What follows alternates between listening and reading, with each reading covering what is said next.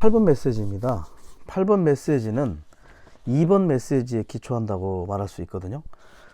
자, 8번 메시지의 제목에서 말하는 것처럼 아무것도 부족하지 않은 땅이신 모든 것을 포함하신 그리스도를 체험하고 누리기 위해서는 2번에서 많이 강조했던 불신의 악한 마음을 품지 않는 것이 중요합니다. 그래서 우리는 믿음이 필요해요. 믿음.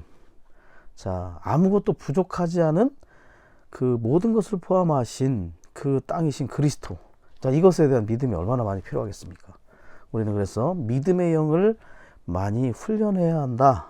이렇게 메시지를 전하신 형제님이 강조를 하셨죠. 특별히 세 구절을 강조하시면서 시작을 하셨는데, 신명기 8장 9절. 그대는 그 땅에서 모자람 없이 떡을 먹을 것이며 아무것도 부족하지 않을 것입니다. 그 땅에서는 모자람이 없다, 이렇게 얘기하죠. 그 다음에 신약의 골로새서 2장 10절. 여러분도 그리스도 안에서 충만해졌습니다. 그래서 이렇게 우리는 좋은 땅에서 모자람 없이 또 이 좋은 땅의 실제이신 그리스도 안에서 충만해질 수 있다는 것을 우리는 믿음의 영을 훈련함으로 참된 실제 안에 들어갈 필요가 있겠죠. 자, 이러한 믿음은 로마서 10장 17절에서 뭐라고 말하냐면, 믿음은 듣는 데서 생긴다. 그런데 듣는 것은 그리스도의 말씀을 통해서입니다 라고 얘기하죠.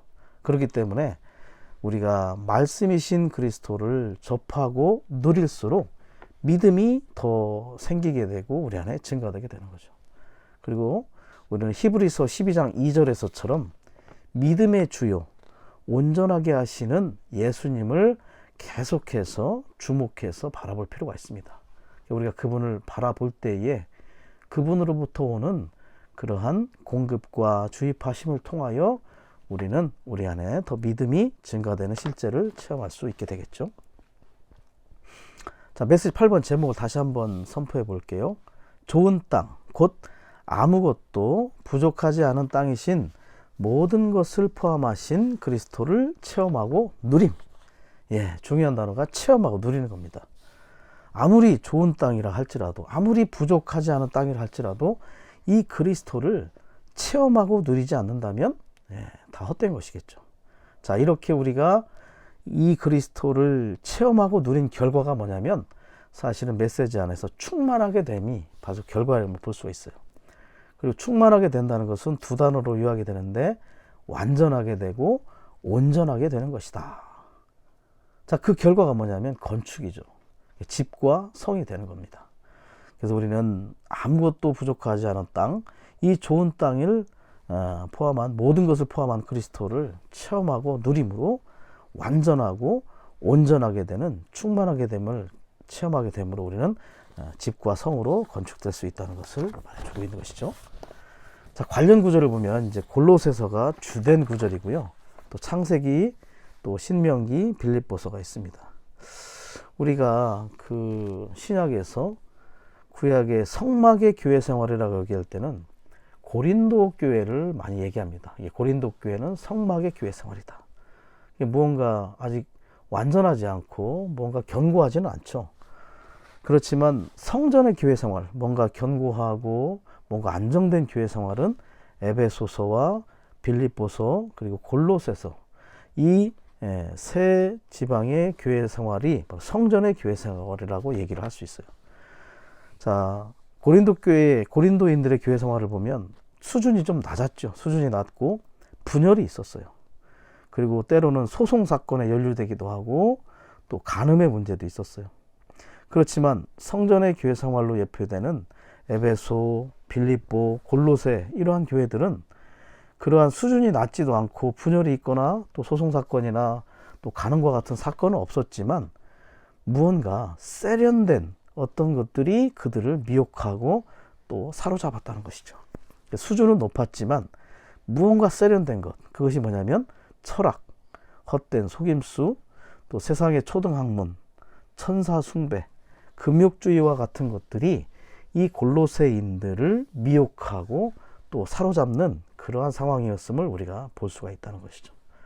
그래서 우리가 이 메시지를 대할 때 골로새인들이 이렇게 실수하고 참되게 그리스도를 접하지 못했던 것들이 우리에게 하나의 경고로서 우리는 배울 필요가 있다는 것을 볼 수 있습니다. 자, 로마서 1번은요. 할당된 몫이신 그리스도를 강조합니다. 할당된 목. 그리고 로마서 2번에서는 풍성한 토양이신 그리스도. 자, 이 풍성한 토양이신 그리스도를 어떻게 해야 되냐면 흡수해야 돼요. 그 토양으로부터 우리는 흡수해야 한다. 그 결과가 뭐냐면 성장하는 것이죠. 그리고 로마서 3번에서는 부족함 없는 토양이신 그리스도를 통해서 로마서 2번에서 말하는 것처럼 흡수하게 된다면 어떻게 되느냐? 우리가 충만하게 된다. 아까 말씀드린 것처럼 충만하게 되는 것은 완전하게 되고 온전하게 되는 것이죠. 자, 이제 로마서 4번에 가면 이 토양이신 그리스도의 풍성 중에서 하나님의 인격의 방면이신 그리스도에 대해서 우리에게 제시를 해주고 있습니다. 그리고 마지막 로마서 5번에서는 이제 이 부족함 없는, 아무것도 부족함 없는 이 좋은 땅, 이 토양이신 그리스도를 우리가 체험하고 누리고 그 안에서 흡수하고 우리가 충만하게 된 결과 하나님의 경륜이 성취된다는 것을 우리에게 제시를 해주고 있는 거죠. 자, 이제 로마서 1번을 보겠습니다. 할당된 몫이신 그리스도. 자, 으뜸이시며 모든 것을 포함하신 분이신 그리스도께서는 우리의 체험과 누림을 위해 빛 가운데에서 성도들에게 할당된 몫이시다. 할당된 목, 우리가 받아낸 분깃과 몫이라는 거예요. 그래서 로마서 1번에서의 강조점은 이 몫을 그 골로새인들이 미혹당하고 세련된 것들에 의해서 미혹당하고 사로잡혔던 것처럼 빼앗기지 말고 이 그리스도를 지켜야 한다. 우리는 할당된 몫을 반드시 우리가 지켜야 한다는 데 강조점이 있죠. 자, A번에 보시면 할당된 몫이란 무엇이냐? 이스라엘 자손들이 좋은 땅 가나안을 그들의 유업으로 할당받은 것처럼 성도들이 받은 유업의 한 몫을 가리킨다 라고 얘기하죠. 자, 유업이라는 말은 어떤 기업, 남겨진 기업이란 뜻이죠. 자, 유업과 같은 말이 유언, 또 유산, 유증, 유명 이러한 단어들과 같은 거예요. 또 세언약과 같은 거죠. 사실은 유업이라고 말하면 남겨진 기업이란 뜻이죠. 그 다음에 유증 그러면 남겨진 어떤 증여할 것들, 유산 그러면 남겨진 재산, 또 유언 그러면 남겨진 말씀, 유명 그러면 남겨진 명령 이런 뜻입니다. 그렇기 때문에 우리가 그분으로부터 이러한 유업과 유언과 유명, 유증, 유산과 같은 그러한 남겨진 어떤 것을 하나의 몫으로 받았다는 것을 가리키고 그것은 바로 그분이 성취하신 새 언약이라는 것을 보여주고 있습니다. 자, 골로새서 2장 8절에 보면 이런 말씀이 있어요. 바울은 누구든지 우리를 이 땅에서 사로잡아 가지 못하게 하라 이렇게 경고하고 있죠. 우리는 우리가 받은 할당된 몫이신 그리스도가 다른 어떠한 것들로 인하여 빼앗기지 않도록 심지어 우리가 미혹되지 않도록 우리는 경고받을 필요가 있죠. 창세기 아브라함을 보면 가나안 땅, 좋은 땅이 기근이 왔을 때 이 좋은 땅을 떠나서 이집트로 갔던 것을 우리는 기억할 필요가 있습니다. 우리는 어떠한 경우에도 이 좋은 땅에서 떨어져 나가서는 안 된다는 것을 우리는 A번에서 강조점을 볼 수 있는 거죠. 자, B번을 보면 이 좋은 땅의 실제가 무엇인지를 말하고 있어요. 신약에 믿는 이들이 할당받은 몫은 물질적인 땅이 아니라 생명 주는 영이신 모든 것을 포함하신 그리스도이다. 구약에서는 땅을 할당받았지만 신약에서의 실제는 바로 그 영이 바로 이 할당된 몫이시고 좋은 땅의 실제라는 것을 보여주고 있습니다. 그래서 로마 1번에 보시면 좋은 땅의 풍성은 그리스도의 영 안에서 그분의 믿는 이들에게 넘치는 공급이 되시는 그리스도의 충량할 수 없는 풍성의 여러 방면을 보여주는 예표이다. 그렇게 얘기하죠. 자, 그래서 우리가 영 안에 있는 게 중요합니다. 그 영이 좋은 땅의 실제이기 때문에 우리는 영 안에서 이러한 풍성을 누릴 필요가 있다는 것이 아주 중요한 포인트겠죠. 특별히 관련 구절 에베소서 3장 8절에서는 자, 이 측량할 수 없는 풍성을 받을 수 있는 조건을 이야기해 주는데 바울은 이 에베소서 3장 8절에서 뭐라고 했냐면 스스로를 지극히 작은 자보다 더 작은 자라고 얘기했어요. 스스로를. 아주 최상급을 사용했죠. 이것은 뭐냐면 아주 겸손해질 필요가 있다. 우리의 태도가 좋은 땅 안에서 이 그리스도 앞에서 겸손해질 때 그 풍성을 분배받고 누리고 체험하고 다른 이들에게 공급할 수 있다는 그런 비결을 보여주고 있는 거죠. 그리고 특별히 빌립보서 1장 19절 말씀을 볼 때 바울이 비록 감옥에 있었지만 성도들의 간구를 통해 예수 그리스도의 영에 넘치는 공급을 받았다고 얘기했죠. 넘치는 공급을 누렸다고 했습니다. 그것은 뭐냐면 그 영, 예수 그리스도의 영에 넘치는 공급이 바로 좋은 땅의 참된 실제이기 때문에 바울은 비록 환경은 감옥에 있었지만 좋은 땅에 풍성한 공급을 누리고 있었다는 것을 말해주는 거죠. 그래서 우리가 영 안에 있는 것이 얼마나 중요한 포인트인지 볼 수 있는 거죠. 자, 2번은 이러한 누림의 결과입니다. 그리스도 안에 믿는 이들은 그 땅의 풍성을 누림으로써 하나님의 집이자 하나님의 왕국인 그리스도의 몸으로 건축된다. 누림의 결과. 우리는 집과 성이 된다는 것을 보여주고 있는 거죠. 자, C번은 아주 매우 중요한 요점이라고 얘기를 했습니다. 우리는 좋은 땅이신 모든 것을 포함하신 그리스도를 누리기 위해 반드시 어디로 가야 된다고요? 빛 가운데 있어야 한다. 빛은 하나님의 임재이다. 우리의 모든 누림은 어디에 있냐면 빛 가운데 있습니다. 어둠 안에는 어떠한 누림도 없죠. 자, 이사야 2장 5절에서 야곱 집아 어서 와서 여호와의 빛 안에서 행하라 이렇게 얘기를 하고 있습니다. 자, 1번부터 보시면 1번 하나님은 빛이시다. 예, 빛의 근원은 누구라고요? 하나님이십니다. 자, 이 부분은 그 하나님의 본성과 속성을 얘기하는데 하나님의 본성도 빛이고요. 사실 속성도 빛입니다. 자, 본성은 뭐가 있죠? 본성에는 세 가지가 있어요. 하나님의 본래의 본성은 영과 사랑과 빛이 있죠.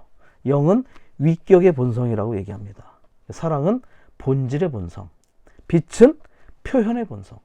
그렇기 때문에 우리가 영을 사용하여 우리가 하나님의 영을 접촉한다면 본질의 본성인 사랑을 누리게 되고 그 결과 우리는 표현의 본성인 빛을 소유하게 되는 것이죠. 그리고 속성에도 네 가지가 있어요. 하나님의 주된 속성, 사랑, 빛, 거룩, 의. 사랑은 거룩과 연결되고요. 빛은 의와 연결됩니다. 사랑과 거룩은 베드로의 노선이라고 하고 빛과 의는 요한의 노선이라고 해요. 우리가 빛 가운데 있으면 의롭게 되는 거죠. 그래서 하나님이 빛이시라는 것은 그분의 신성한 본성, 그분의 거룩한 속성 안에서 그분이 빛이시라는 것을 우리에게 말씀해 주고 있는 것이죠. 자, 두 번째는 하나님의 말씀이 빛이라고 얘기합니다.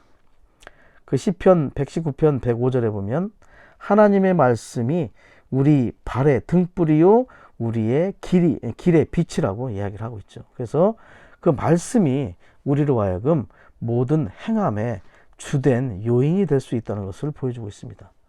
특별히 또 130절에 보면 하나님의 말씀들이 열리면 빛이 비친다 이런 구절이 있죠. 자, 우리가 창세기 1장 2절부터 보면 재창조의 상황을 볼 때 하나님의 영이 그 수면에 운행하고 있었죠. 그리고 나서 하나님이 말씀하셨습니다. 뭐라고 하셨습니까? 빛이 생겨라.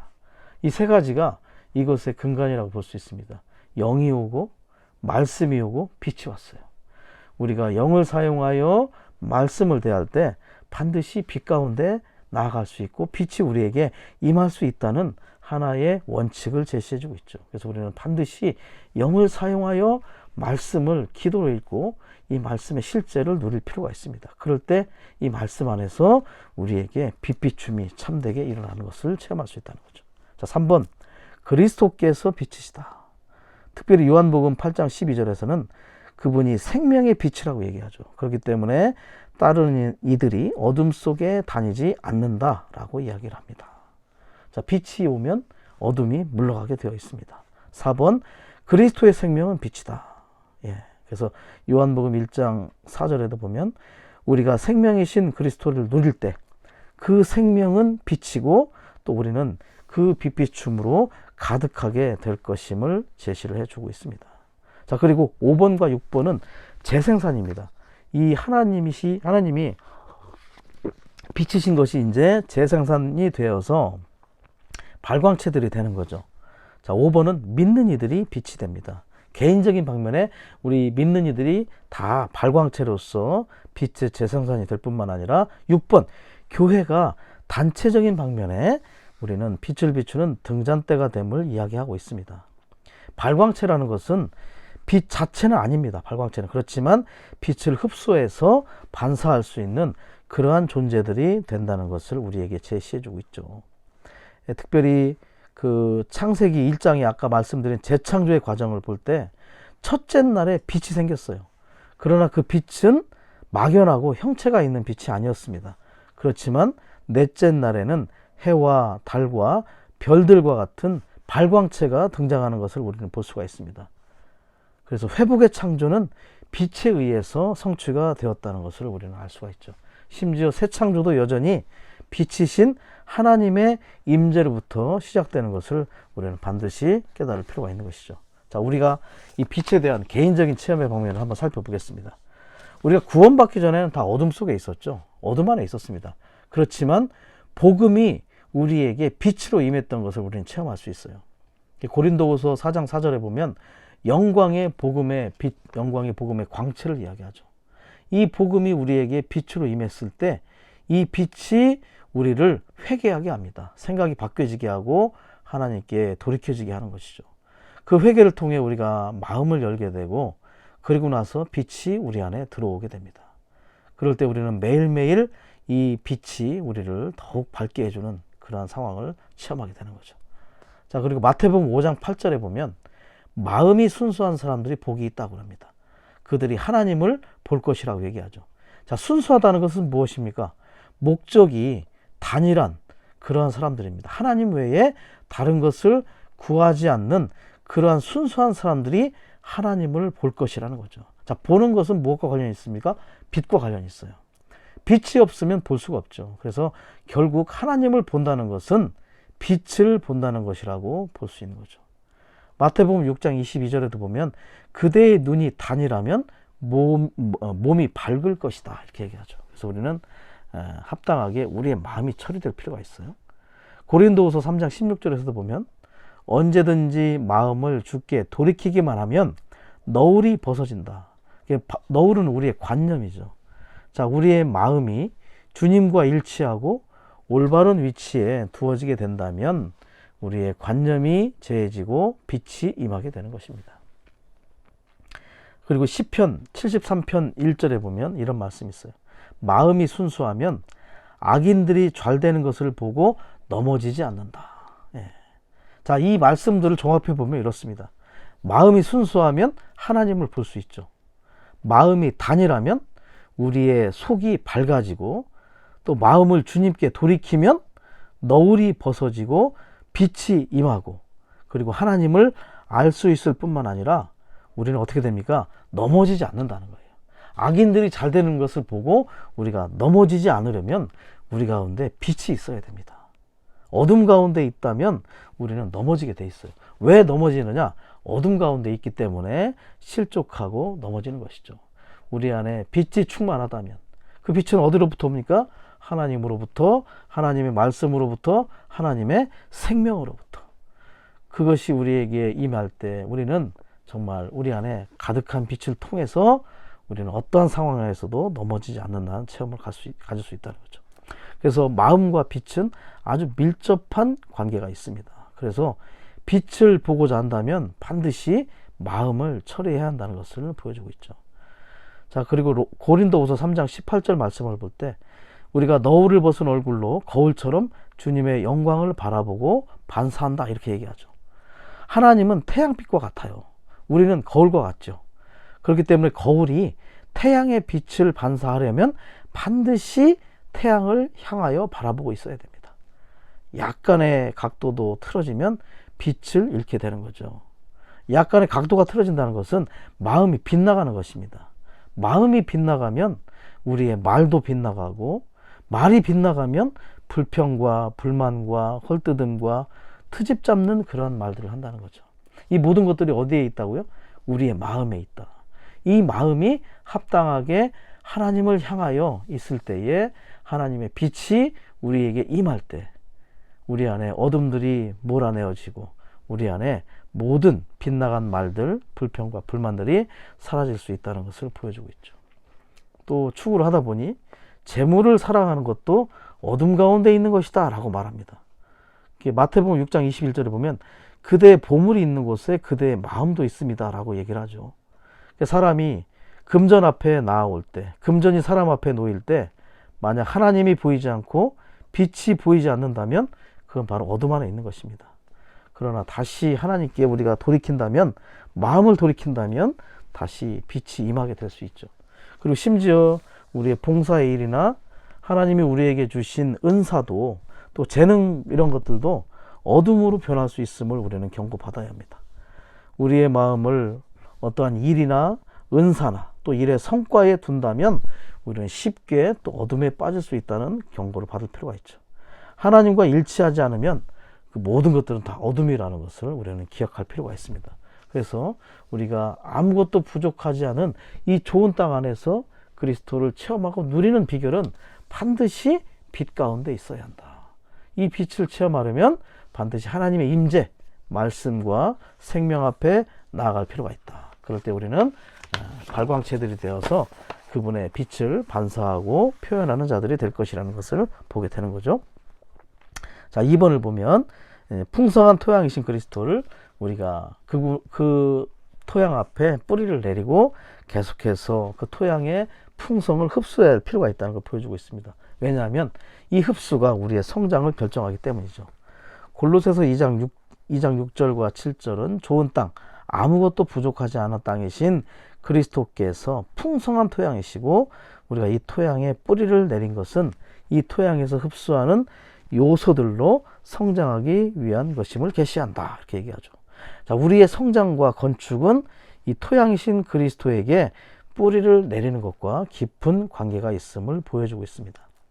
자, A번에서 하나님은 창 농부라고 얘기하죠. 바울은 동역자 중에 하나이고 바울은 믿는 이들을 토양이신 그리스도 안에 심었다라고 이야기합니다. 우리는 로마서 2번에서 우리가 식물임을 볼 필요가 있습니다.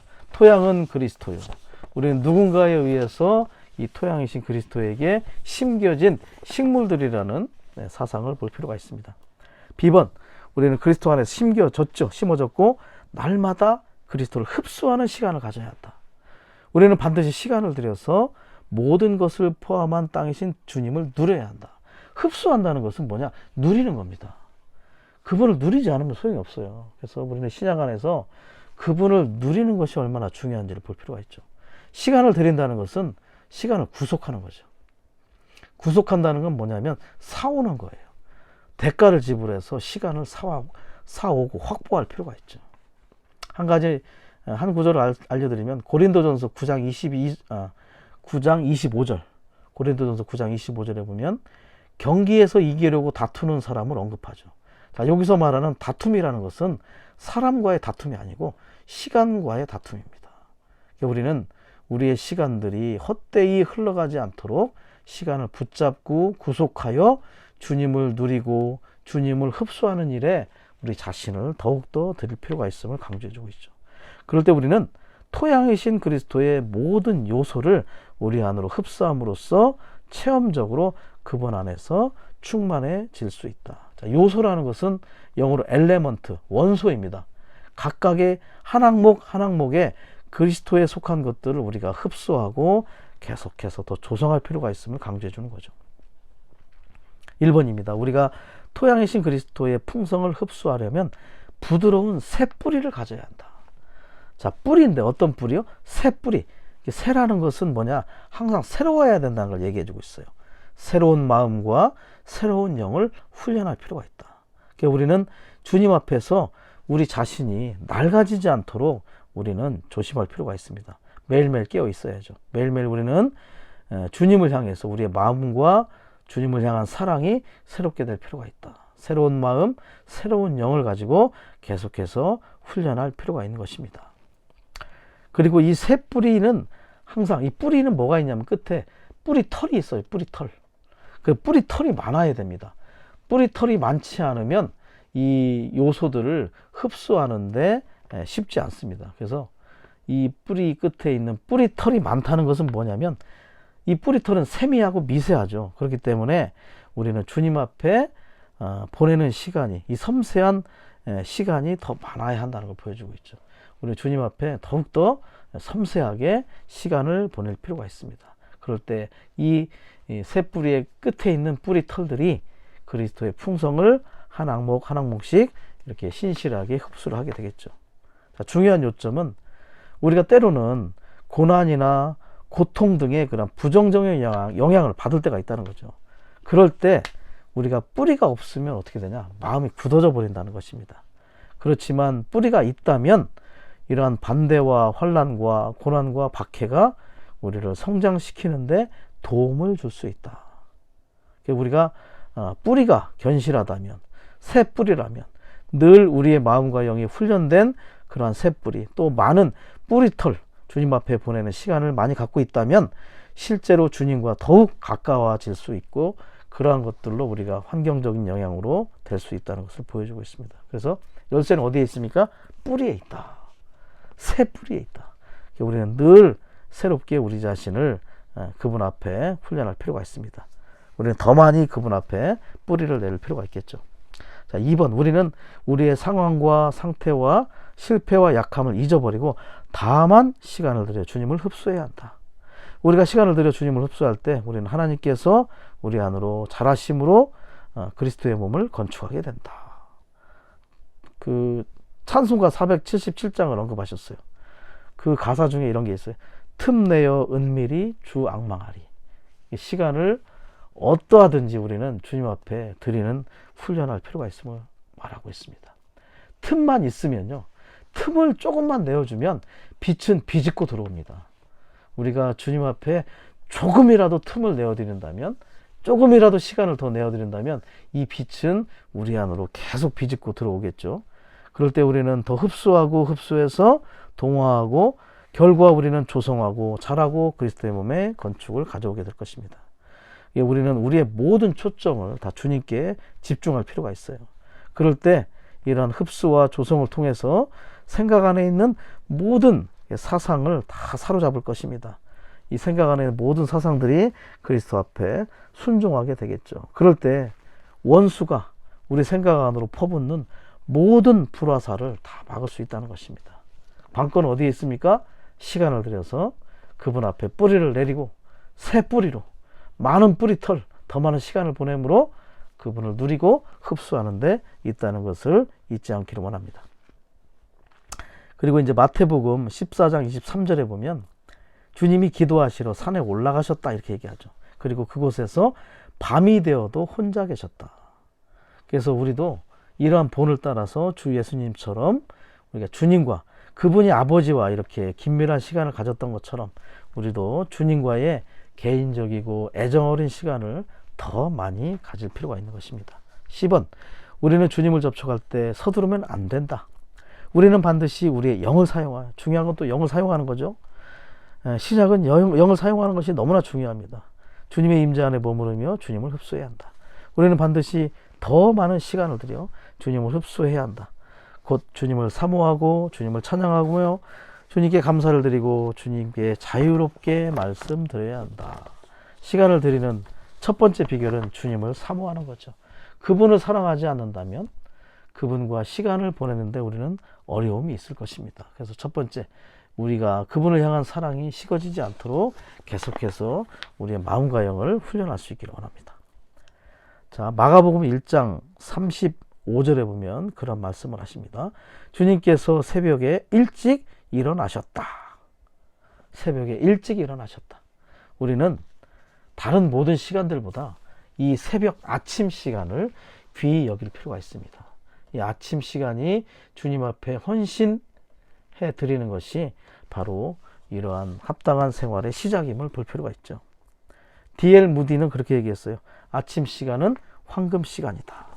저녁 시간은 똥이란 얘기죠. 자, 우리가 주님과 귀중한 시간을 더 많이 보낼 수 있는 방법은 조금 더 일찍 일어나는 겁니다. 아침 부흥의 원칙을 보면 그런 말이 있어요. 아침 시간을 다스리지 못하면 우리는 아무것도 다스릴 수가 없다. 아침에 일찍 일어나서 주님을 접촉할 수 있는 그러한 황금의 시간을 드릴 때 우리는 모든 것에서 승리할 수 있는 기초를 갖게 된다는 것이죠. 특별히 우리가 식물이라고 얘기하잖아요. 특별히 식물은요, 새벽 시간에, 조용한 시간에만 뿌리를 내린다고 하더라고요. 바쁘고 시끄러운 그러한 때는 뿌리를 내리지 못한다는 겁니다. 그래서 우리도 하나님의 농장 앞에 심겨진 그러한 식물들로서 그분 앞에 깊이 뿌리를 내리려면 조용한 새벽 시간을 더 많이 활용할 필요가 있다는 것을 보기 원합니다. 이영재님께서 그러한 간증이 있었어요. 자매님하고 같이 침대에서 주무시다가 새벽녘에 잠을 깨면 내가 여기서 일어나면 자매가 잠을 깰까봐 그대로 누워서 그 새벽 아침 시간에 그 말씀을, 머릿속에 생각나는 그런 말씀을 계속 기도하고 또 되뇌이고, 얼마나 그럴 때 빛이 많이 풍성하게 오고 얼마나 공급이 있는지를 알 수 없다, 이렇게 얘기하더라고요. 우리는 아침 시간을 귀히 여기는 그러한 그리스도인들이 되기를 원합니다. 자, D번, 몸의 성장은 하나님께서 매우 주관적인 방식으로 우리 안에서 잘하시는 것, 증거하시는 것에 달려있다. 몸의 성장은 하나님의 건축물의 성장이다. 교회의 실질적인 건축은 믿는 이들의 생명의 성장에 의해 이루어진다. 자, 흡수의 결과, 이렇게 누린 결과 우리는 증거하고 성장, 그분이 우리 안에 증거하고 성장하는 그러한 건축의 실제를 가져오게 된다는 것을 보여주고 있습니다. 특별히 관련 구절 골로새서 2장 19절을 보면 머리를 붙들 때, 머리를 붙들고 우리가 하나님께서 잘하심으로 잘한다, 이렇게 얘기하죠. 머리를 붙든다는 말은 헬라어로 말하면 꽉 붙잡는 것을 얘기한다. 꽉 붙들라. 그래서 대충 잡지 말고 머리를 꽉 붙들어야 한다. 이렇게 꽉 붙든다는 것은 무슨 뜻이냐면 머리이신 그리스도를 존중하는 거죠. 그리고 머리이신 그리스도로부터 모든 점검을 받고 머리이신 그리스도께 모든 것을 묻는 것입니다. 머리가 우리의 인격이라는 것을 보여주고 있죠. 심지어 머리의 권위에 복종하고 머리의 다스림과 통치 아래 있는 것입니다. 그분의 보좌 아래 있는 것이죠. 그럴 때, 그렇게 머리를 붙잡을 때 그 보좌가 바로 은혜의 보좌가 되는 것입니다. 그분의 머리의 권위와 통치 아래 있을 때 은혜의 보좌의 공급이 있게 되고 우리는 그분으로부터 오는 공급으로 자라고 성장이 있게 되는 것이죠. 그분은 승천 안에서 이제 몸의 머리가 되셨다는 것은 각 지체의 머리가 되신 겁니다. 중재자가 필요 없어요. 우리 모두가 한 사람 한 사람이 머리이신 그리스도를 붙잡고 그분으로부터 오는 공급을 받을 수 있다는 것을 말하는 것이죠. 자, 또한 머리를 붙든다는 것은 2장 7절에서 골로새서 2장 7절에서 말하는 것처럼 그분 안에 뿌리를 내리는 것과 같은 것입니다. 또한 요한복음 15장에 포도나무 안에 거하는 것과도 같은 것이에요. 우리가 머리이신 그리스도를 붙잡고 그분 안에 뿌리를 내리고 그분을 흡수하게 된다면 몸 안에서의 우리의 모든 기능이 그분에게서부터 자연스럽게 나올 수 있다는 것이죠. 몸의 기능은 어떻게 해요? 머리를 붙들고 그분으로부터는 공급을 앙망할 때, 머리를 붙든다는 것은 그분의 통치와 다스림 아래 있는 것이고 보좌의 그러한 권위 아래 있는 것이고, 그럴 때 그 보좌가 바로 은혜의 보좌, 그리고 그 은혜의 공급을 통해서 우리의 모든 기능이 자연스럽게 나오는 것입니다. 우리는 토양이신 그리스도의 요소들이 우리 안에 조성됨이 얼마나 필요한지를 보기 원합니다. 이러한 조성의 결과가 건축이죠. 그 결과가 뭡니까? 집과 성이 나오는 것입니다. 이러한 하나님의 영원한 경륜의 목적은 자연스럽게 성취되는 것입니다.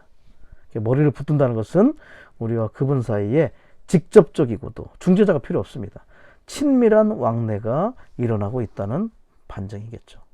이러한 밀접한 왕래 안에서 그리스도의 모든 풍성은 지체들 안으로 공급되고, 그럴 때 부정적인 모든 것들은 다 이 생명 공급을 통해서 삼켜지는 체험을 하게 되겠죠.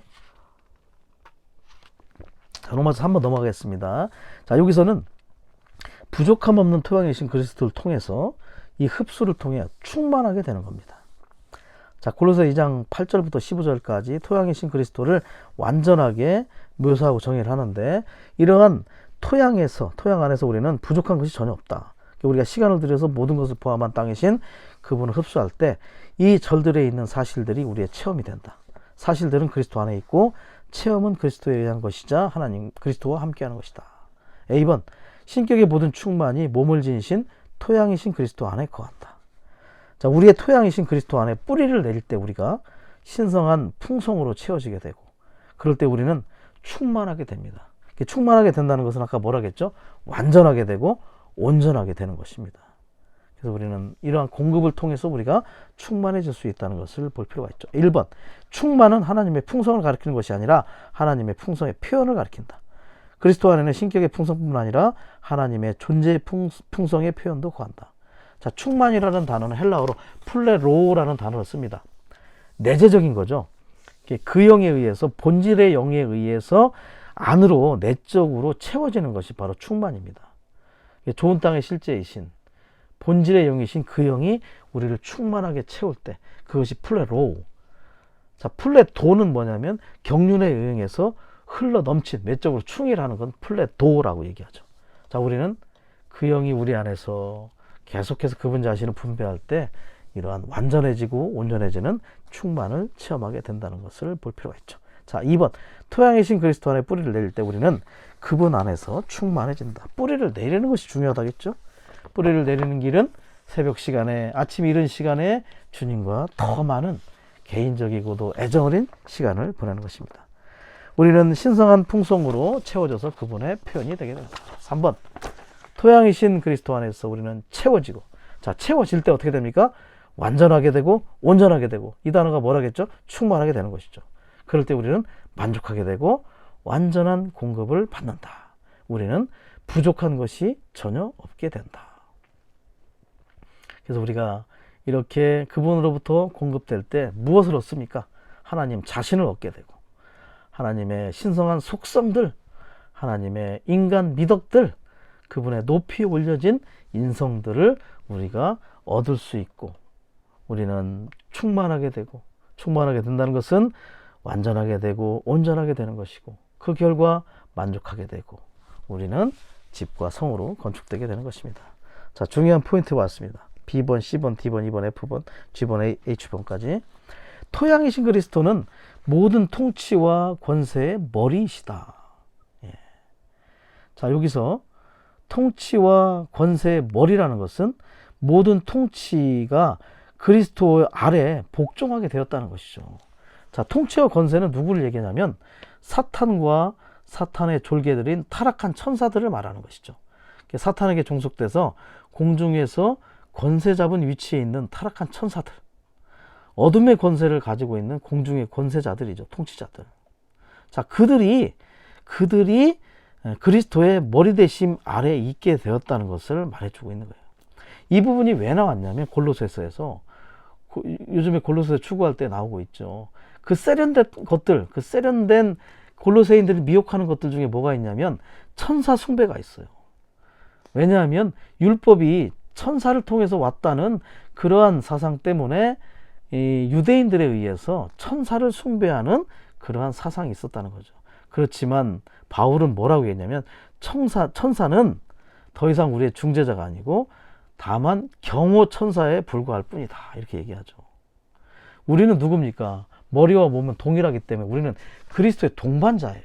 어떻게 보면 천사보다 우리가 더 높습니다. 그렇기 때문에 우리가 천사를 숭배할 필요가 없는데 골로새인들은 천사를 숭배하는 그 세련된 미혹에 넘어갔다는 거죠. 그래서 천사는 우리의 경호 천사, 물론 이제 소식을 전하는 천사도 있고 천사장도 있지만, 이영재님이 그런 체험이 있죠. 이영재님께서 멀리 타국에 여행을 가시거나 다른 지방에 갈 때 호텔에서 주무실 때 그렇게 기도한답니다. 주님, 나의 천사로 하여금 이 방을 지키게 하십시오. 경호 천사가 있기 때문에 그렇게 기도를 한다는 거죠.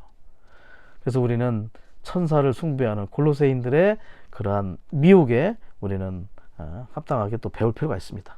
자, 그래서 우리가 우리 자신을 바라볼 때는 그리스도 밖으로 나오게 되죠. 그럴 때 우리는 사탄의 권세 아래 떨어지게 됩니다. 그래서 우리는 그리스도 밖으로 나오지 않도록 영 안에 머무는 그러한 시간을 계속 유지할 필요가 있습니다. 우리는 하나님 안에서 하나님께서 우리에게 주신 위치가 그리스도 아니라고 하는 사실을 항상 기억할 필요가 있습니다. 이 위치를 지켜야 되죠. 이 위치를 떠날 때 우리는 사탄의 권세 아래 떨어지게 됩니다. 우리가 그리스도 안에 있을 때 우리는 그분과 함께 초월하는 위치에 있고 자유하는 위치에 있게 됩니다. 심지어 우리가 영적 전쟁을 수행하는 위치가 어디입니까? 승천이죠. 그것은 바로 그리스도 안에 있는 것이고, 모든 정사와 권세, 통치와 권세가 그리스도의 머리 아래 있게 되기 때문에 우리는 그들이 우리 아래에 있는 그러한 체험을 할 필요가 있다는 것이죠. 자, C번입니다. 토양이신 그리스도 안에는 육체를 죽음에 넘기는 죽이는 능력이 있다. 자, 여기서부터 네 가지, F번까지는 우리의 침례를 통해서 성취된 거예요. 육체를 죽음에 넘기는 체험, 능력, 그리고 D번에서 장사 지내는 요소, 그리고 2번에서 일으키는 요소, 부활의 요소죠. 그리고 F번, 우리를 살아나게 하는 요소, 여전히 이것도 부활입니다. 우리는 침례를 받을 때, 물속에 들어갈 때는 죽음과 장사됨을 체험하게 되죠. 그러나 물에서 일으켜질 때 우리는 일으켜짐과 부활을 한꺼번에 체험하는 걸 볼 수 있습니다. 죽음과 장사는 끝남의 체험이죠. 그리고 일으켜지고 살아나게 하는 것은 부활과 싹틈의 체험이 있음을 보여주고 있습니다. 이 모든 체험이 어디에 있다고요? 바로 침례에 있다는 것을 우리는 반드시 볼 필요가 있습니다. 자, 이러한 요소들을 체험하기 위해서 우리가 뭘 해야 되냐면 믿음을 사용해야 됩니다. 우리는 구원받을 때 동일한 본질의 믿음을 받았어요. 그렇지만 우리 안에 믿음의 양은 계속 증가될 필요가 있습니다. 말씀을 들음으로 우리는 믿음의 주를 계속해서 바라봄으로, 주목하여 바라봄으로 그분으로부터 계속해서 믿음을 흡수할 필요가 있죠. 그럴 때 우리는 삼위일 하나님에 대한 이러한 역사를 합당하게 믿을 수 있게 되는 것입니다. 자, 이러한 것들을 믿을 수 있으려면 합당하게 우리 안에 더 믿음이 증가될 필요가 있는 것이죠. 자, 죽음에 넘기는 요소입니다. 육체를 죽음에 넘기는 요소. 자, 우리가 주님을 흡수할 때 그리스도의 죽음의 요소가 있는 모든 것을 포함한 영을 누리게 됩니다. 자, 골로새서 2장 11절에서 말하는 건 할례를 말하고 있어요. 할례. 사실은 할례가 뜻하는 것은 육체의 몸을 벗는 것이죠. 십자가가 있고 자아와 옛사람을 함께 벗는 것을 얘기해 주고 있습니다. 이것은 육신의 할례가 아니라 바로 영적인 할례를 우리에게 말해주고 있는 거죠. 출애굽기 30장에 보면 관유에 두 가지 향품이 있어요. 네 가지, 다섯 가지 중에 두 가지, 특별히 모략과 육개가 있죠. 그 모략과 육개는 바로 죽음과 죽음의 효능을 우리에게 말해주고 있습니다. 그렇기 때문에 우리가 그 영을 접촉할 때 이 영 안에 있는 모략과 육개의 요소, 죽음과 죽음의 효능이 우리 안에서 육체를 죽음에 넘기는 이러한 영적인 할례, 십자가의 참된 체험을 할 수 있게 해준다는 것을 보여주고 있는 거죠. 또 우리 안에 장사 지내는 요소가 있습니다. 우리는 침례를 통해서 그리스도와 함께 장사 지낸 바 됐기 때문에 우리의 육적인 몸을 벗고 끝내고 던져버릴 수 있는 것이죠. 우리가 매일 아침마다 주님을 흡수하고 누리기 위해서 충분한 시간을 드릴 때 우리의 육체 안에 있는 파리들, 또 생각 안에 있는 전갈들이 우리를 달라들거나 괴롭히지 못하게 될 것입니다. 그래서 우리는 토양 안에 있는 그리스도의 죽음과 장사됨의 요소들, 이러한 것들을 체험함으로 말미암아 우리 안에 있는 파리들과 전갈들을 다 쫓아내는 합당한 해충 방지약을 체험할 필요가 있다는 것을 다시 한번 제시해 주고 있습니다. 자, 이제 일으키는 요소. 그리스도 안에는 그리스도와 함께 우리를 일으키는 그러한 요소가 있습니다. 그래서 결국은 이러한 일으키는 요소로 인하여 우리는 다시 한번 부활에 대한 실제적인 체험을 갖게 되는 거죠. 아침 부흥이라는 뜻은 뭐냐면, 아침 부흥, 아나자오라는 헬라어 단어는 죽었다가 다시 살아나는 겁니다. 넘어졌다가 다시 일어나는 그런 의미가 있어요. 우리는 매일 아침마다 일으켜지는 체험을 할 필요가 있어요. 부활의 체험을 할 필요가 있죠. 우리는 매일 아침마다 부활 안에서 그분이 우리를 일으키는 그러한 실제를 체험할 필요가 있는 거죠. 자, 그리고 F번에 살아나게 하는 요소. 그분께서는 우리를 함께 살리셨죠. 살리셨고라는 말은 고린도전서 15장 45절에 나오는 생명 주시는 그것과 동일한 의미를 가지고 있어요. 그래서 우리는 생명 주는 영을 누릴 때 우리는 또 한 번 살아나는 실제를 체험하게 된다. 자, G번. 이제 규례들이 적혀 있는 증서를 지워버림이 있다. 규례라는 것은 무엇이냐? 자, 율법에는 몇 가지 원칙이 있는데, 첫 번째, 계명이 있어요. 계명. 코맨드먼트, 그리고 스태추스, 그 율례가 있습니다. 율례. 그리고 뭐가 있냐면 규례가 있어요. 안식일을 예를 들어 보겠습니다. 안식일을 지켜라. 그러면 계명이 돼요. 그런데 안식일에는 음식을 뭐 어떻게 해야 되고, 또 1.2kg 이상은 나가지 말아야 되고, 이거는 세부 항목인 율례가 되는 거죠. 그런데 율례를 범하면 죽는다. 심판, 저지먼트, 심판이 더해지면 그게 규례가 돼요. 그래서 율례 더하기 심판이 규례입니다. 그래서 안식일을 뭘 범하면 죽음이다. 그러면 이게 규례예요. 규례는 어떻게 됩니까? 아주 강제성이 있고요. 아주 강한 당위성이 있는 거예요. 그래서 이스라엘 백성들이 아주 의무적으로 지켜야 되는 부분이죠. 우리 안에도 근데 규례가 있다는 거예요. 각 사람에게 규례가 있죠. 교회 생활 가운데 자신의 규례가 있습니다. 전시간 훈련을 졸업하신 분들은 전시간 훈련에서는 이렇게 했는데 왜 지방에서는 이렇게 하지? 전시간 훈련의 규례를 갖게 될 수도 있다는 거죠. 이전에 다른 지방에서 교회 생활했던 그런 것들도 우리 어떤 규례가 될 수 있습니다. 우리의 표준과 기준과 잣대가 있을 수 있다는 거죠. 그렇지만 이것은 합당하지 않다. 그래서 우리가 그리스도를 누릴 때, 그리스도로 적셔질 때 우리 안에 있는 모든 규례들이 사라질 것이다.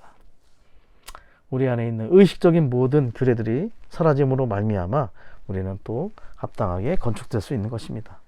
자, H번, 토양이신 그리스도 안에는 공중의 악한 영들에 대한 승리가 있다. 그렇죠. 자, 골로새 2장 15절 말씀을 보면 하나님께서 통치자들과 권세자들을 벗기시어 공개적으로 드러내시고 십자가로 그들을 이기셨습니다. 이렇게 얘기합니다. 특별히 벗기시어, 이 말은 헬라어를 찾아보니까 무장해제시키시다 이런 말. 무장해제. 벗겼다는 것은 그들이 아무런 힘을 쓰지 못하게 무장해제했다는 거죠. 자, 이제 십자가로 못 박히러 가십니다. 얼마나 긴박합니까? 거기는 엄청난 전쟁이 있었어요. 자, 십자가에서 그분의 육체가 못 박히시면 사탄과 그 통치자들은 자신들의 운명이 끝나는 것을 알게 됩니다. 그렇기 때문에 하나님의 십자가의 역사를 좌절시키려고 바쁘게 움직였다는 거예요. 심지어 하나님과 그리스도를 바짝 밀착해서 누르고 있었다고 라이프스타드는 얘기하고 있어요. 누르고 있었기 때문에 어떻게 하셨냐면 벗어버리신 거예요. 벗어서 그들을 벗어 던졌죠. 그리고 나서 공개적으로 그들에게 드러내시고 수치를 당하게 하셨고, 그리고 십자가로 그들을 이기심으로 그들이 그리스도의 승리의 개선 행렬 안으로 인도되도록 했다는 것을 우리는 볼 필요가 있습니다. 자, 이렇게 또 제시를 해 주시더라고요. 우리가 시간을 들여서 좋은 땅에 실제이신 이 그리스도의 풍성을 흡수한다면 그분의 승리가 우리의 조성과 체험이 될 것이다. 이건 처음 들어봤어요. 승리가 우리의 조성이 된다는 말. 승리가 체험이 된다는 말은 들어봤지만 그리스도께 승리자이기 때문에 그 승리하신 그리스도를 우리가 합당하게 체험한다. 이것은 들어봤는데 그분의 승리가 우리가 조성된다는 말. 아, 놀랍더라고요. 그래서 우리는 계속해서 그분을 흡수함으로 그분의 승리가 우리 안에 조성됨으로 말미암아 그 조성된 승리를 통하여 이 약한 영들에 대한 승리를 더욱더 체험할 필요가 있겠죠. 자, 4번입니다. 더 나아가 토양이신 그리스도는 하나님의 역사와 비밀로서 하나님의 인격과 그분께서 통과하신 과정들의 모든 풍성을 담고 계신다. 특별히 토양이신 그리스도의 풍성 중에 바로 그리스도께서 하나님의 인격을 가지고 있다는 부분입니다. A번에 그리스도가 하나님이시다. 자, 이거는 신성의 방면이죠. 하나님의 어떤 그리스도가 하나님이신 신성의 방면, 신성한 본성과 속성 안에 있는 것입니다. 그리고 B번, 그리스도는 사람이시다. 인성의 방면입니다. 그분은 신성과 인성 안에서 합당하게 균형 잡히신 분이심을 볼 수 있습니다. 자, 인성의 방면들이 아주 많습니다. 인성의 하나님. 이 인성의 하나님이 우리 가운데 제시되지 않았다면 우리는 이 하나님을 접촉하고 체험할 길이 아주 요원했을 것입니다. 특별히 앤드류 모레이 이후에 이 인성의 하나님이 이렇게 부각이 되기 시작했습니다. 아주 중요한 포인트죠. 자, 사도이시다. 사도는 제사장과 좀 반대가 있는데 사도는 하나님으로부터 우리에게 보냄받은 사람을 사도라고 해요. 하나님으로부터 우리에게 온. 제사장은 우리를 이끌어서 하나님께 가는 사람. 약간의 그런 차이가 있어요. 사도이신 그리스도, 그분은 하나님으로부터 우리에게 보내심 받은 분이시고 우리에게 도달된 분이죠. 그렇기 때문에 우리가 그분을 만나게 되었습니다. 사도이신 그리스도를 통해서 우리가 만나게 되었어요. 그분이 우리에게 오셨기 때문에, 하나님이 그분을 보내셨기 때문에. 자, 신원자, 그분은 하나님의 백성이 하나님께 돌이킬 수 있도록 하나님을 위해 말씀하시는 분이시다. 백성을 위해서. 백성이 하나님께 돌이키도록 하나님을 위해 말씀하신다. 조언자이시다. 우리가 무언가를 이해하지 못하거나 무엇을 해야 할지 모를 때 항상 그분을 생각하고 그분께 말씀드릴 필요가 있다는 거죠. 조언자로서 그분을 활용할 필요가 있어요. 이해하지 못하는 것, 어떻게 해야 할지 모를 때 그분을 항상 생각하고 말씀드리기 원합니다. 조언자를 우리가 누리기 원할 필요가 있는 거죠. 자, 선생님, 우리가 빛 가운데 행할 수 있도록 우리를 가르치시는 선생님. 우리의 행은 빛 가운데 있습니다. 어둠 가운데 있지 않고 빛 가운데 행할 수 있도록 가르치시는 선생님, 인도자. 우리가 그분을 따르려는 진실한 마음을 갖게 된다면 그분이 우리의 인도자가 될 수 있습니다. 자, 주인이시다. 중요한 포인트. 우리의 상관이시죠. 하나님께서 그리스도의 주인이셨고 주 예수님은 이제 우리의 주인이십니다. 자, 우리가 지난 7번 메시지 개요를 나중에 한번 살펴보시면 좋겠는데요. 7번 메시지 로마 숫자 2번에 C번에 1번입니다. 이렇게 써 있어요. 승천 안에서 사람 구주는 모든 것을 소유하시기 위해 주님이 되셨다. 그분은 온 우주와 하나님의 선택받은 백성과 모든 긍정적인 사물들과 일들과 사람들을 소유하신 주님이시다.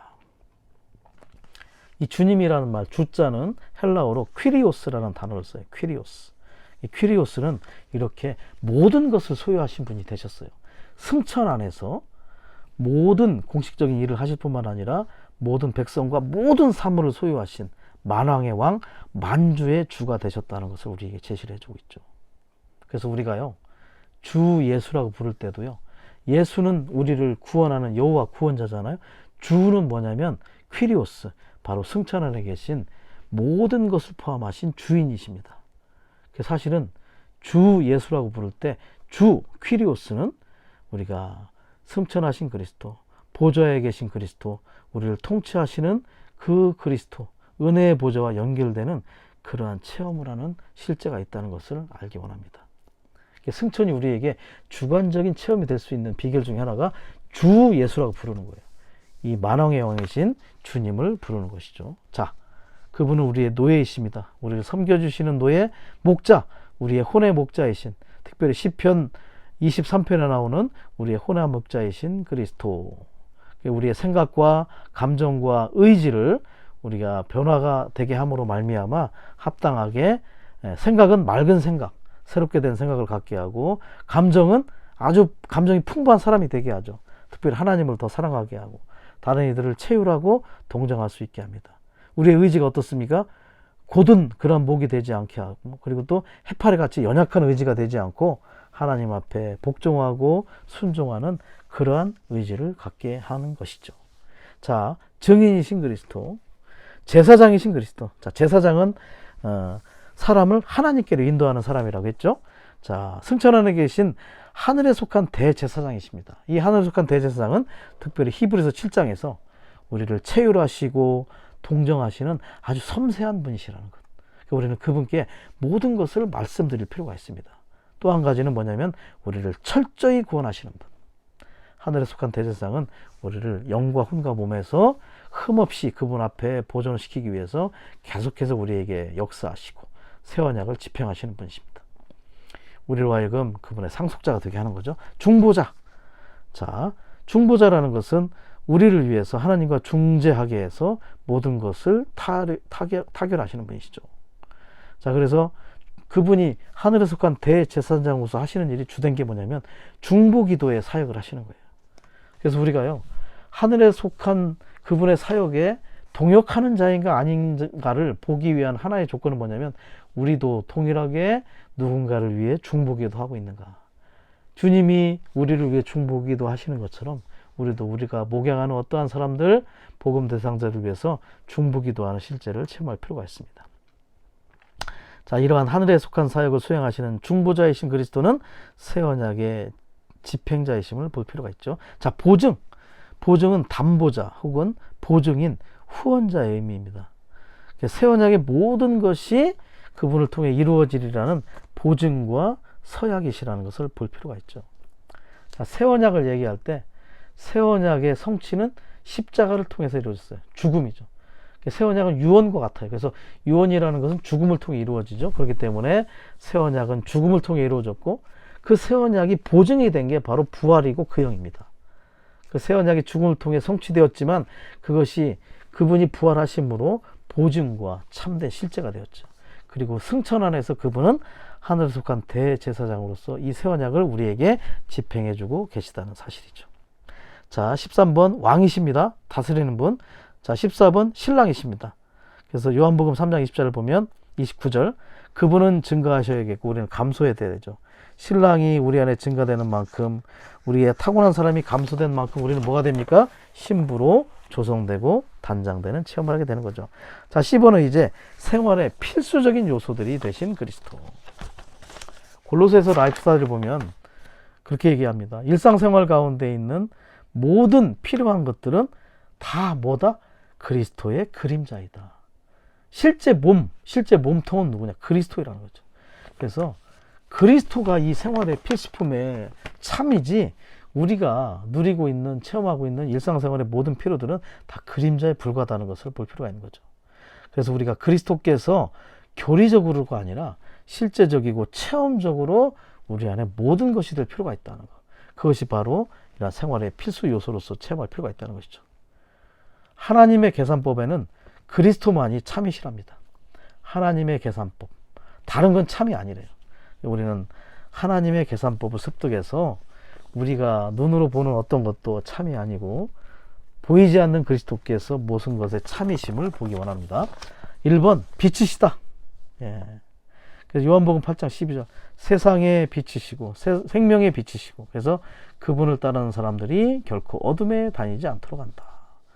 그래서 생명의 내적 느낌으로 사람의 내면을 비추어서 사람을 죄에서 벗어나게 하는 그러한 역할을 합니다. 공기이십니다. 우리 호흡을 책임지시죠. 그 공기라는 말은 숨과 또 성령이 그리고 공기가 되었고, 그리고 우리의 호흡이 되었어요. 그리고 물이시죠. 우리의 음료이십니다. 우리의 목마름을 해결하는 생수이신 그리스도. 음식이신 그리스도. 우리의 배고픔을 해결하시는.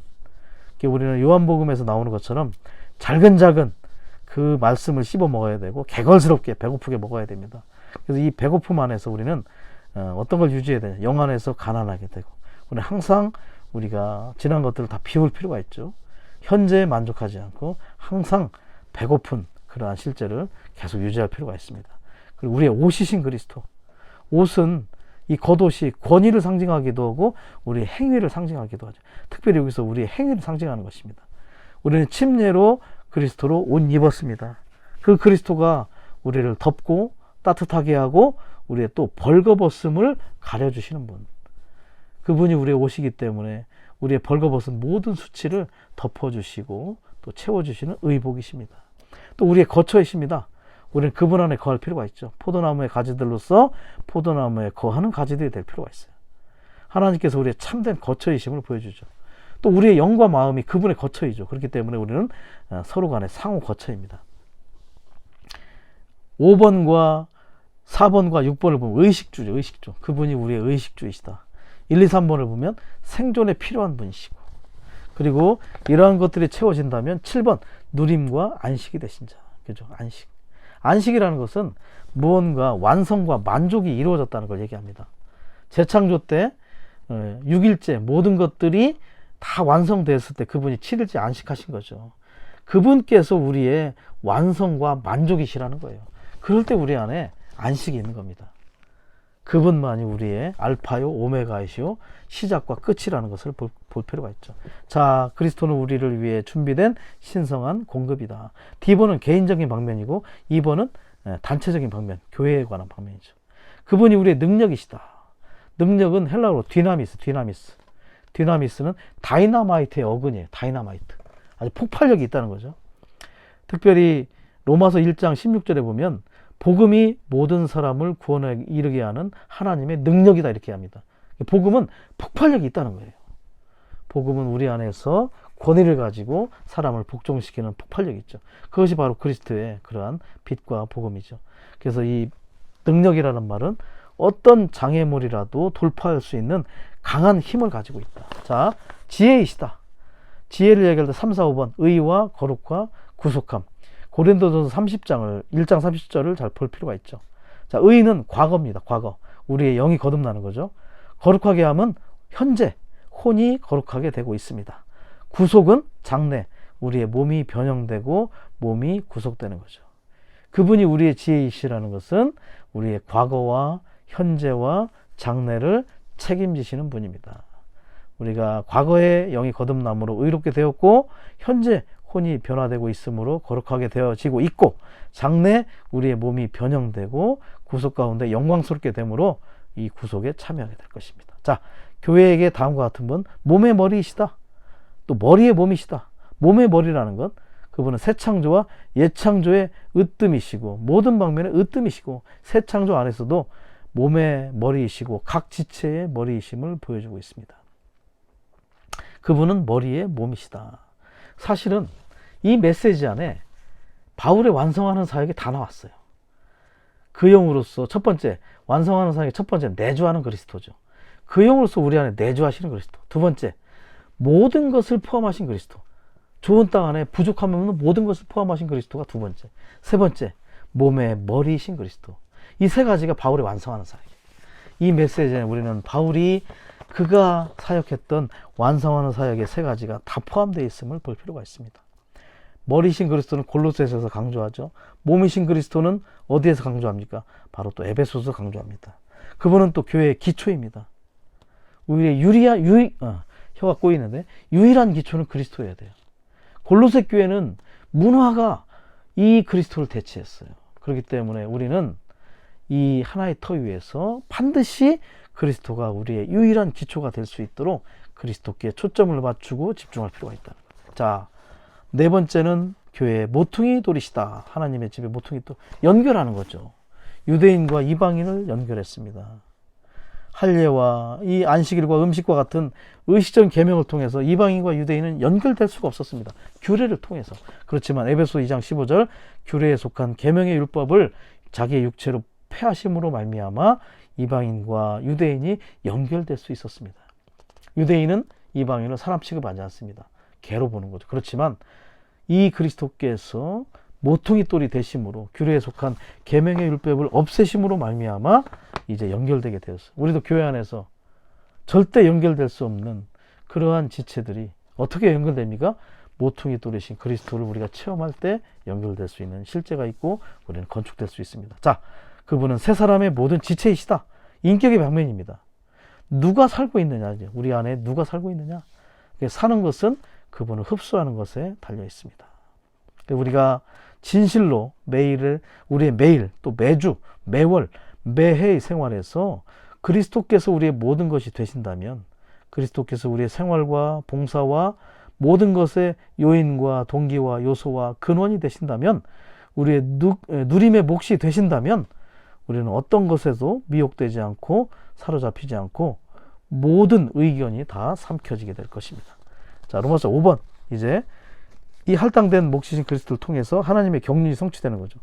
아무것도 부족하지 않은 우리의 측량할 수 없이 풍성한 땅이로서 모든 것을 충족해 주시는 우리 하나님이자 위대한 나는 이다이시다인 이분을 날마다 체험하고 누려야 된다.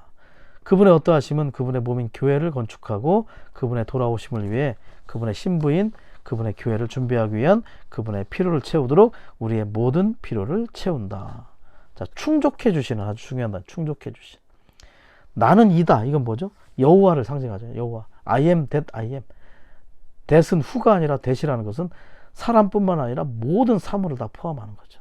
그리고 이곳에서 우리가 알 수 있는 것. 그분은 백지수표이시다. 우리가 어떤 것도 그분 앞에서는 부족함이 없고 억만장자이시다. 그죠? 그리고 그 충족이라는 단어를 생각할 때 창세기 17장 1절 말씀을 볼 필요가 있는데 모든 것을 충족시키는 하나님에 대해서 얘기합니다. 엘샤다이 하나님이죠. 엘은 능력 있으신 하나님, 샤다이는 그 가슴과 유방을 상징합니다. 그렇기 때문에 그분은 모든 것을 충족시키는 하나님, 유방이 있고 또 가슴이 있는 전능하신 분, 아브라함에게 나타나신 하나님이시죠. 모든 필요를 공급해 주신 하나님을 얘기해요. 그 아브라함은 또 그런 체험이 있었어요. 창세기 14장에서 그돌라오멜과 함께한 여러 왕들을 쳐서 죽이고 돌아올 때 살렘 왕 멜기세덱이 뭐라고 얘기했냐면, 하늘과 땅의 소유주이신 가장 높으신 하나님의 이름으로 아브라함을 또 축복하는 장면이 나옵니다.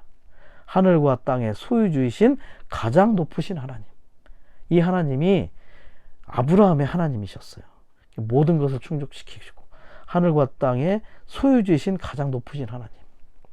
자, 그러한 아브라함이 제단과 장막의 생활을 살 수 있죠. 제단은 십자가의 생활, 장막의 생활은 이 땅에 뿌리를 내리지 않고 이렇게 그분의 임재에 따라서, 그분의 임재를 내비게이션에 따라서 이동하는 생활을 할 수 있는 거죠. 롯과 너무 비교가 되죠. 롯은 한 번도 하나님을 만난 적이 없습니다. 천사만 만났어요. 그렇기 때문에 소돔 땅으로 흘러갔고 결국은 암몬과 모압 족속의 조상이 된 것을 볼 수 있습니다. 그래서 우리가 어떠한 하나님을 어떻게 만나고 어떻게 체험하느냐가 우리의 정말 좋은 땅 안에서의 참된 실제, 그리고 우리가 어떠한 결과를 가져오는가를 볼 필요가 있는 것 같아요. 우리는 계속해서 그 영의 임재 안에 있어야 하고, 계속해서 아침 시간을 귀히 여김으로 그분을 흡수하는, 많은 시간을 들여서 그분을 흡수하는 그 일에 게으르지 말아야 하고, 우리는 빛 가운데 그리고 그분의 말씀 앞에 있을 필요가 있다는 것을 다시 한번 볼 수 있기를 원합니다. 우리가 이러한 하나님을 누릴 때 그분의 어떠하심은 우리의 필요를 충족시켜 줄 뿐만 아니라 그분을 흡수할 때 창세기 1장에서 제시하고 있는 형상과 통치권, 표현과 대표가 우리 가운데 나타나게 된다는 거죠. 형상과 통치권, 표현과 대표는, 형상은 표현과 같은 거예요. 그것은 제사장 직분이고요. 통치권은 대표, 왕의 직분입니다. 결국은 제사장의 직분과 왕의 직분이 그분을 흡수함에 따라서 그 결과적으로 우리 안에 조성되는 거죠. 그럴 때 그 결과가 집과 성으로 건축되는 것이다. 토양이신 그리스도를 체험하고 누릴 때 우리는 그분의 목적을 성취하고 그분께서 우리 안에서 그 일을 시행하게 될 것이고, 이것이 자연스럽게 이루어진다는 거죠. 제사장과 왕이 되어야 됩니다. 베드로전서 2장에 나오는 것처럼 왕들인 제사장 체계, 보편적 제사장 체계, 왕과 제사장으로서 합당하게 그리스도를 표현하고 그리스도를 대표할 때 우리 안에 참된 집과 성의 건축이 있게 된다는 사실을 볼 수 있기를 원합니다. 다시 한번 아까 교통드린 걸 반복하면서 마칠게요. 그리스도께서 진실로 우리의 매일과 매주와 매월 매해 생활에서 모든 것이 되신다면 우리의 생활과 봉사와 일의 요인과 동기와 요소와 근원이 되신다면 우리는 그리스도 외에 다른 것들에 의해 미혹되거나 사로잡히지 않을 것이다. 심지어 우리는 자아의 표현인 의견으로부터도 자유롭게 될 것이다. 자, 요즘에 부산교회에서 누리고 있는 그 라이프 스타디 골로새서의 내용과도 너무나 밀접한 관계가 있음을 볼 필요가 있습니다. 이러한 그리스도를 충만하게 누릴 수 있도록 우리가 더 그리스도에 대한 이상을 볼 수 있기를 원합니다. 주님을 찬양합니다. 아멘.